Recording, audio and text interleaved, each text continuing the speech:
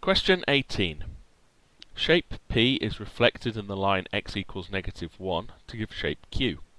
Shape Q is reflected in the line y equals 0 to give the shape R. Describe fully the single transformation that maps P onto shape R. So we've got a two-step process and then they're describing a transformation. So for our first transformation, we have a reflection on the line of x equals -1. What I would do is actually draw onto the graph what x equals -1 looks like, and that is a vertical line that goes through x equals -1. So we have to reflect across this line, so the shape is going to be 2 squares away and facing in the opposite direction. Each point is flipped onto the other side,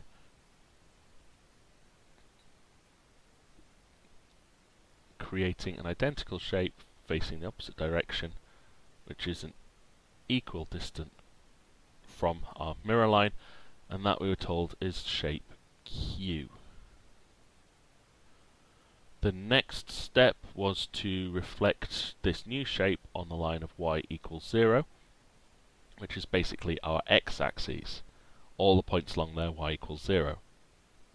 So if we reflect Q, it turns upside down and is 1 square under the line instead of 1 square over the line. You could use tracing paper at this stage just to make or a mirror to work out where the reflections would go.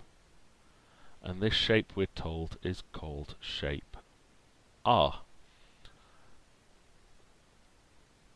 Now, to earn our final marks for this, it says describe fully the single transformation that maps P onto R. So one single transformation, so it's not 2 reflections.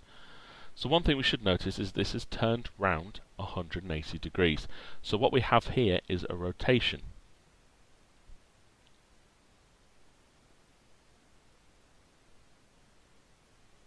Now, because it's completely 180 degrees, we can just write 180 degrees. It doesn't matter about the direction. If it was only 90 degrees, we'd have to say clockwise or anti-clockwise. And the only other thing we need is our center of rotation, and that is this point here between our 2 lines of reflection.